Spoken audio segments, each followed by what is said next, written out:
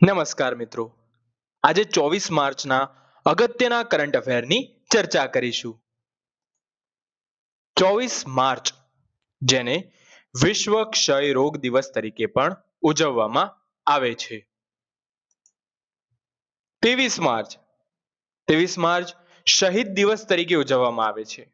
આ દિવસે ભગતસિંહ, રાજગુરુ અને સુખદેવને 1931માં ફાંસી આપવામાં આવી હતી.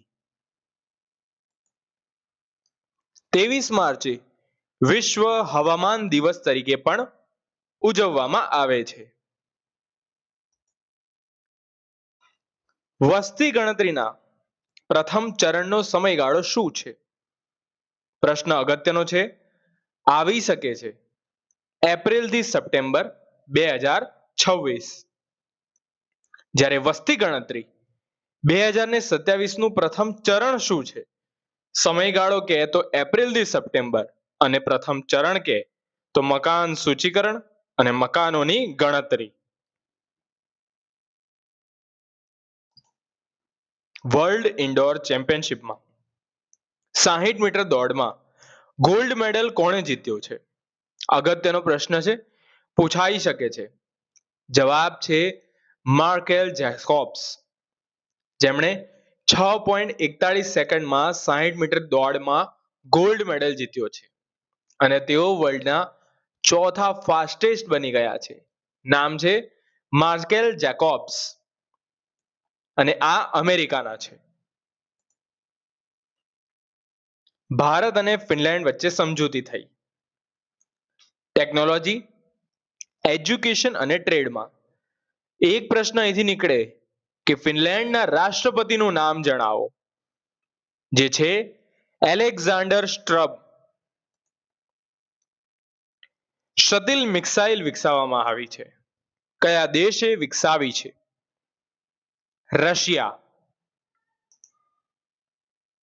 સરકારના ગોબરધન પ્રોજેક્ટ હેઠળ સૌથી વધુ એટલે કે 1400 થી વધારે ઘરેલું ગોબર ગેસ પ્લાન્ટનો ઉપયોગ કરતો જિલ્લો કયો બન્યો છે?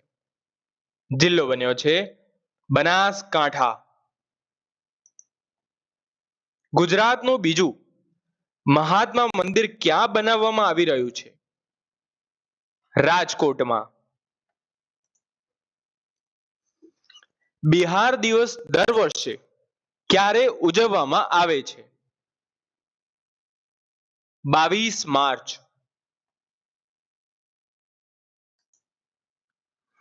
હાલમાં કાલિંજર કિલ્લો છે ને, જેને નેશનલ જીઓ હેરિટેજ સાઇટ તરીકે જાહેર કર્યો છે, તે કયા રાજ્યમાં આવેલો છે?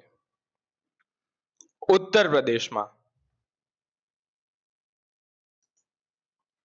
ઓસ્કરના ઇતિહાસમાં પહેલી વાર શ્રેષ્ઠ સિનેમેટોગ્રાફી માટે મહિલાને એવોર્ડ મળ્યો છે, જેમનું નામ છે ઓટમ ડુરાલ્ડ આર્કોપે. યાદ રાખજો, ઓસ્કરના ઇતિહાસમાં પ્રથમવાર છે. વર્લ્ડ હેપીનેસ રિપોર્ટ મુજબ વિશ્વનો સૌથી ખુશહાલ દેશ કયો છે? ફિનલેન્ડ. પહેલા ક્રમે ફિનલેન્ડ છે, જે સતત 9મા વર્ષથી પ્રથમ ક્રમે છે. બીજા ક્રમે આઇસલેન્ડ છે. ત્રીજા ક્રમે ડેનમાર્ક છે. ભારતનો 116મો ક્રમ છે.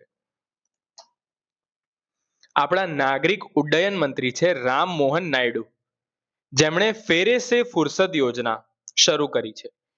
કયા રાજ્યમાં શરૂ કરી છે? જવાબ છે મધ્યપ્રદેશ. એગ્રી યુથ પાર્લામેન્ટ 2026નું ઉદ્ઘાટન ક્યાં કરવામાં આવ્યું છે? ઇમ્ફાલમાં. લીજિયન ઓફ હોનરથી સન્માનિત થનાર ભારતીય રાજદૂત કોણ બન્યા છે? જાવેદ અશરફ. થોડું જીકે જોઈ લઈએ. ડુરન્ડ લાઇન કયા બે દેશો વચ્ચે આવેલી છે? પાકિસ્તાન અને અફઘાનિસ્તાન. મેકમોહન લાઇન, જે ભારત અને ચીન વચ્ચે આવેલી છે. ડકલીફ લાઇન ક્યારે બનાવવામાં આવી હતી? 1947માં. 38મી સમાંતર રેખા કયા દેશોને અલગ કરે છે? ઉત્તર દક્ષિણ કોરિયાને. 49મી સમાંતર રેખા કયા દેશો વચ્ચે આવેલી છે? America Canada. મેજિનોટ લાઇન કયા દેશે બનાવેલી છે? ફ્રાન્સ. આ હતા આજના અગત્યના કરંટ અફેર. વિડીયો પસંદ આવ્યો હોય તો લાઈક કરજો, સબસ્ક્રાઇબ કરજો. ધન્યવાદ.